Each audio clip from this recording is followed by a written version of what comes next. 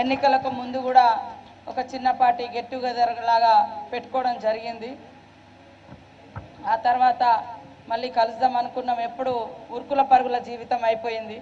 ఇన్నాళ్లకు మిమ్మల్ని అందరినీ ఈ రూపంలో కల్పించినటువంటి కుల పెద్దల సంఘానికి పేరు పేరున హృదయపూర్వక ఆదివాసీ ఉద్యమాభివందనాలు తెలియజేస్తా ఉన్నాను. ఇందాక మరి బాబురావు దొరగారు చెప్పినట్టుగా ప్రతి ఒక్క సమస్య మనం అనుభవించే సమస్యలే మీరు అమలు చేయాలని చెప్పిండ్రు. దీంట్లో ఏది కూడా మరి కాంగ్రెస్ ప్రభుత్వానికి కానీ సీఎం రేవంత్ రెడ్డి గారికి కానీ మాకు కానీ విభిన్న అభిప్రాయాలు. ఎందుకంటే చట్టంలో ఉన్నాయి, ఐటీడీఏలలో అమలు చేయాల్సినటువంటి ఉద్యోగాలు ఇవ్వాల్సినటువంటి గతంలో అనుభవించినటువంటి హక్కులు మరి గత 10 సంవత్సరాలుగా వాస్తవానికి ఐటీడీఏలన్నీ నిర్వీర్యమైపోయినాయి. ఐటీడీఏలో పనిచేసేటువంటి శాఖలన్నీ కూడా మరి రద్దు చేయబడ్డట్టు అయిపోయింది. జీవోను కూడా ఈరోజు చాలామంది ఇక్కడ ఉన్నోళ్ళు జీవో నెంబర్ 3 మూలంగా ఉద్యోగాలు వచ్చిన వాళ్ళే తప్ప చాలా అంటే చాలా 99% అట్లా ఉద్యోగాలు వచ్చిన వాళ్ళే ఎక్కువ ఉన్నారు. ఈరోజు ఆ జీవో రద్దు చేయడంతో ఎంత తండ్రుల కంటే కొడుకులు బిడ్డలు ఇంకా డబుల్ ఎంఏలు డబుల్ పీజీలు చేసినా మరి ఆనాడు 10th ఇంటర్తో జీవో నెంబర్ 3 మూలంగా ఉద్యోగాలు వచ్చినాయి. కానీ ఈరోజు ఎంత ఉన్నతమైన చదువులు చదివిన పిల్లలకు మాత్రం ఉద్యోగాలు వచ్చేటువంటి పరిస్థితి లేదు. బయట కాంపిటీషన్ను మనం తట్టుకునే సిచ్యువేషన్ లేదు. కాబట్టి ఆ యొక్క న్యాయమైన డిమాండ్ రేవంత్ రెడ్డి గారి దృష్టిలో కూడా ఉన్నది. గతంలో వారు పాదయాత్ర చేసేటప్పుడు ములుగులో కానీ ఇల్లెందులో కానీ మనుగూరులో కానీ ఆదిలాబాద్లో కానీ చెప్పడం జరిగింది మన ఉపాధ్యాయులందరూ వచ్చి. అదే కాకుండా మొన్న ఆదిలాబాద్ వచ్చినప్పుడు కూడా ఏజెన్సీ ప్రాంతంలో ఉన్నటువంటి నిరుద్యోగ యువతకు ఒక స్పెషల్గా మరి ఉద్యోగ నియామకాలు ఖచ్చితంగా చేపడితేనే తప్ప ఈ నిరుద్యోగ సమస్య పరిష్కారం కాదు అని నేను అక్కడ ఉన్నటువంటి నాతో పాటు వేడం బొజ్జు గారు కూడా మేమిద్దరం ఉన్నాము చెప్పడం జరిగింది. వారికి కూడా ఒక సానుకూలమైన దృక్పథం ఉంది. ఈ శాఖ కూడా ఇప్పుడు సీఎం రేవంత్ రెడ్డి గారి దగ్గరే ఉంది. మన శాఖ ట్రైబల్ వెల్ఫేర్ డిపార్ట్మెంట్ కూడా వారి దగ్గరే ఉంది. తప్పకుండా మీరు ఏదైతే ఉద్యోగాలకు సంబంధించి కావచ్చు, తర్వాత మరి సిఆర్టీలకు సంబంధించి కావచ్చు, మరి డిప్యూటీ డిఓలు ఎంఈఓలు వీళ్ళకి సంబంధించి కావచ్చు, అదేవిధంగా పోడు భూములకు సంబంధించి మరి ఇక్కడ మీరందరూ దాదాపుగా 600 కుటుంబాలు ఉంటున్నాయి. కనీసం ఒక మీటింగ్ పెట్టుకోవడానికి ఒక స్థలం లేదనేది ఈ మధ్య కాలంలోనే నర్సంపేట ఉద్యోగులంతా నాకు కూడా వారు అవుట్రైట్గా వచ్చారు. మీరందరూ కూడా సహకరించారు. వారి ఫస్ట్ సన్మాన సభ నర్సంపేటలో అయింది. అయిన తర్వాత వెంటనే వాళ్ళకు ఒక 3-4 గుంటల స్థలము గతంలో ఉండింది.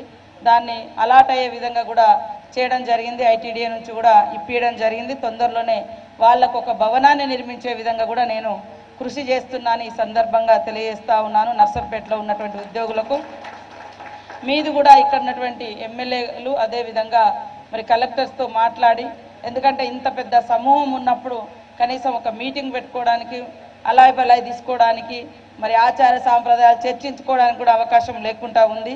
తప్పకుండా ఇది వెంటనే మాట్లాడి మరి యొక్క మీ డిమాండ్ మీ యొక్క ఆశ అనుకోవచ్చు, అవసరం అనుకోవచ్చు, సహకరిస్తానని తెలియజేస్తా ఉన్నాను.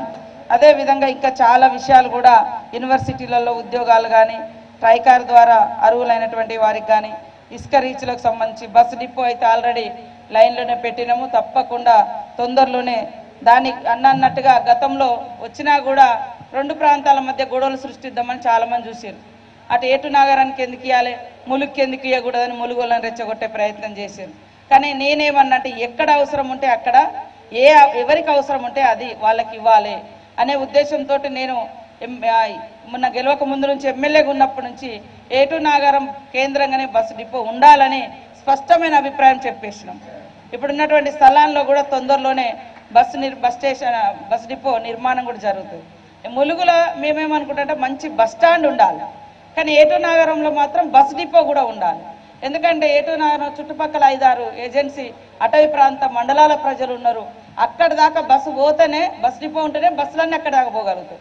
లేకుంటే ములుగులో నిర్మించుకుంటే ములుగు హన్మకొండకు 40 కిలోమీటర్లు, నర్సంపేటకు ములుగు 30 కిలోమీటర్లు, భూపాలపల్లికి ములుగు 30 కిలోమీటర్లు, పర్కాలకు ములుగు 40-45 కిలోమీటర్లు.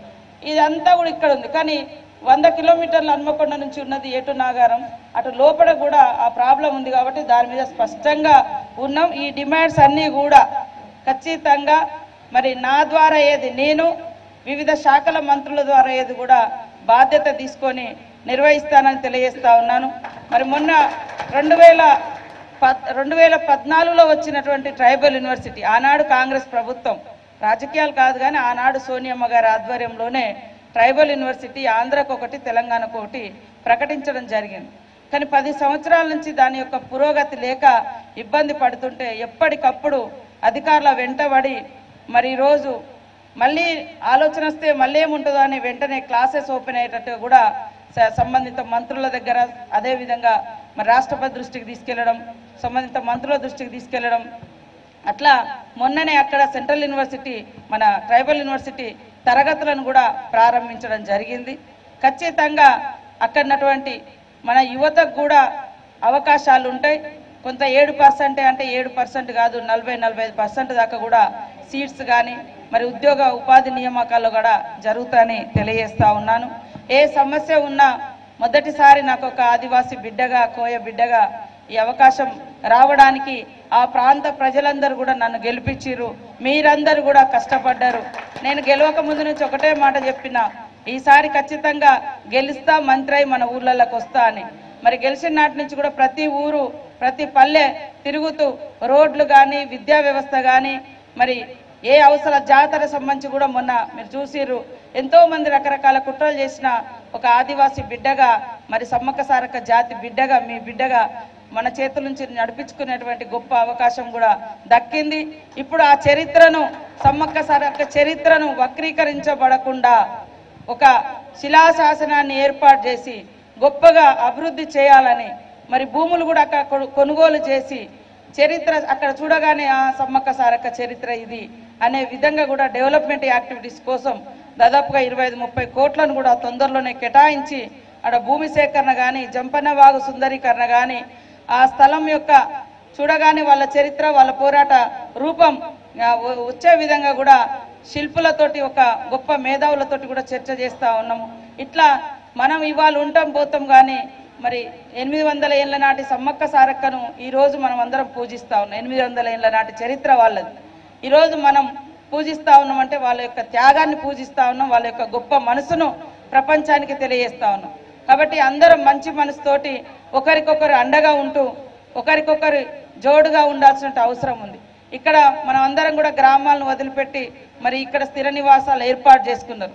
ఇప్పుడు ఉన్నటువంటి జనరేషన్లో మరి మేము కోయ అని చెప్పుకోవడానికి, మేము గోండ్ అని చెప్పుకోవడానికి, మేము ఆదివాసీ అని చెప్పుకోవడానికి కొంతమంది పిల్లలు ఇబ్బంది పడతారు. కానీ నేను ఎక్కడ పోయినా గర్వంగా చెప్పుకుంటా, అది నాకు జాతి ఇచ్చినటువంటి జన్మ. ఎందుకంటే ఈ జాతికి చెడ్డ పేరు లేదు. అమాయకులు అడవులలో ఉన్నారు, మరి పేదరికంలో ఉన్నారు. వీళ్ళను డెవలప్ చేయాలన్నటువంటి కాన్సెప్టు ప్రతి ప్రభుత్వాలకు ఉండాల్సిందే, ప్రపంచం అంతా కూడా చూస్తూ ఉంటుంది. కాబట్టి సమ్మక్క సారక్క జాతి బిడ్డలం, కొమ్రంభీం వారసులం అని చెప్పుకోవడానికి ఎలాంటి మరి అవమానంగా ఫీల్ కావాల్సిన అవసరం లేదని కూడా నేను ఈ సందర్భంగా తెలియజేస్తా ఉన్నాను. అదేవిధంగా గొట్టు గోత్రాలు మనకంటూ ఒక ప్రత్యేకత.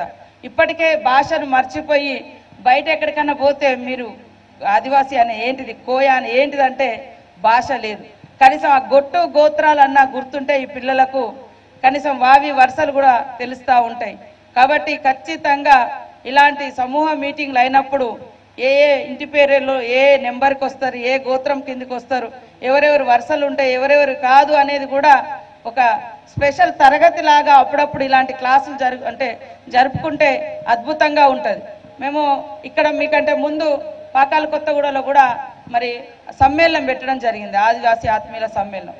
ఆ రోజు మరి టీచర్లు వచ్చి ఇదే రమేష్ అన్న కానీ ఇంకా కానీ అన్నీ ఒక్కొక్క సబ్జెక్టు ఏ పండుగ ఎట్లా వచ్చింది, ఏ కులంకి ఏ నెంబర్కు గోత్రానికి ఎట్లా మరి వరుసలు అవుతాయి, ఇవన్నీ కూడా గొప్ప గొప్ప క్లాసులు ఇచ్చారు. కాబట్టి చదువుతో పాటు సంస్కారం, మన ఆచారాలు, మన పూర్వీకులు మనకిచ్చినటువంటి గొప్ప పూజా కార్యక్రమాలు ఇవన్నింటిని కూడా కాపాడుకుంటేనే జాతి యొక్క అస్తిత్వం ఉంటుంది. కాబట్టి కాంగ్రెస్ ప్రభుత్వము ఈరోజు ఆదివాసీలకు కానీ అట్టడుగు వర్గాలకు కానీ పేదలకు కానీ అందరికీ అండగా ఉంటూ వాళ్లకు గతం నుండి ఇచ్చినటువంటి హక్కులు ఐటీడీఎల్ కానీ మరి అటవీ హక్కుల చట్టం కానీ అదేవిధంగా రకరకాల ఉద్యోగ ఉపాధి జీవోలను కానీ భూమిపై హక్కులు కానీ కల్పించినటువంటి చరిత్ర కూడా ఉన్నది. కానీ గత 10 సంవత్సరాలలో మీకు తెలుసు ఐటీడీఏలు సమావేశాలు కాలే, ఐటీడీఏలకు నిధులు రాలే, ఐటీడీఏలు విస్మరించబడ్డాయి. ఇప్పుడు వెంటనే ఐటీడీఏకు ఒక 10 కోట్లు కూడా కేటాయించడం జరిగింది రేవంత్ రెడ్డి గారి నాయకత్వంలో. ఎందుకంటే ఆయా గిరిజన గ్రామాలలో మరి ఇబ్బందులు ఉంటాయి, తక్షణ సహాయం కూడా వాళ్ళకి అవసరం ఉంటుందని అట్లాంటి నిధులను కూడా స్పెషల్గా కేటాయించడం జరిగింది. రాబోయే కాలంలో కూడా సమావేశాలు ఏర్పాటు చేసి ఈ ఉద్యోగ ఉపాధి అవకాశాలకు సంబంధించినటువంటి చర్చ కూడా ఉంది. తప్పకుండా అన్యాయం జరగకుండా ఈనాటి యువకులకు నిరుద్యోగ యువతకు ఉద్యోగ ఉపాధి అవకాశాలు స్పెషల్ జీవోల ద్వారా ఉంటాయి అని కూడా ఈ సందర్భంగా తెలియజేస్తా ఉన్నాను. మీరు మరి పొద్దున్న నుంచి ఇక్కడ కూర్చొని, ఎందుకంటే మీరు ఇంతమంది ఇక్కడ అయినరా నేను కూడా అనుకోలేదు, ఉద్యోగులు అంటే ఉద్యోగులే కావచ్చు అనుకున్నా. మరి కుటుంబ సమేతంగా మీరందరు ఇక్కడికి వచ్చి నాకు ఈ యొక్క ఘన సన్మానాన్ని ఏర్పాటు చేసి మరి గౌరవిస్తున్నందుకు మీరందరూ సుఖ సంతోషాలతోటి ఉండాలని, మీకు ఏ అవసరం వచ్చినా మీ ఆడబిడ్డగా తప్పకుండా మీకు అండగా ఉంటానని తెలియజేస్తూ మరి ఇచ్చినటువంటి డిమాండ్లన్నీ సీఎం దృష్టికి, రేవంత్ రెడ్డి గారి దృష్టికి, ఎందుకంటే ట్రైబల్ వెల్ఫేర్ శాఖ వారి దగ్గర ఉంది, తప్పకుండా వారు మీకు తెలుసు మొదటి అడుగు ఆదిలాబాద్లో వేసిండు, నన్ను అక్కడ ఇన్ఛార్జిగా కూడా పెట్టిండు. వెనుకబడ్డ ప్రాంతం, ఆదివాసులు ఎక్కువ ఉన్న ప్రాంతం, మరి సీతక్క అయితే వాళ్ళ బాధలు అర్థం చేసుకోగలుగుతుందని చెప్పి నాకు అక్కడ ఇన్ఛార్జిగా ఇచ్చారు. అక్కడ జాతరకు కానీ అక్కడ మొదటి కేశలాపురం జాతర, నాగోబా జాతరకు కూడా వచ్చి అక్కడ పెద్ద ఎత్తున నిధులు కేటాయించాడు. ఆ తర్వాత మళ్ళీ వచ్చింది మన సమ్మక్క సార్లమ్మ దగ్గరికి వచ్చింది 110 కోట్లతోటి ఈసారి ఘనంగా నిర్వహించడం. ఆ కేటాయించిన డబ్బులలో కూడా ఇంకా కొంత డబ్బు ఉంది. ఆ డబ్బుతోటి స్వాస్థ్యమైనటువంటి పనులు, జంపన్న వాగును కానీ ఆ ప్రాంగణాన్ని కానీ అంత అభివృద్ధి చేయనటువంటి లక్ష్యంతో పనిచేస్తా ఉన్నాం. మీరందరూ కూడా మాకు సహకరించాలని, తప్పకుండా మీకు పిల్లల విషయాలు కావచ్చు, ఇంకా ఏ విషయాలున్నా మాకంటూ ఒక ధైర్యం ఉంది, మా ఆడబిడ్డ ఉంది అని రండి. తప్పకుండా శాయశక్తుల మీకు అందరికీ తోడు నీడగా ఉంటానని తెలియజేస్తూ నాకు ఈ అవకాశం కల్పించిన మీ అందరికీ ధన్యవాదాలు. జై ఆదివాసి, జై ఆదివాసి.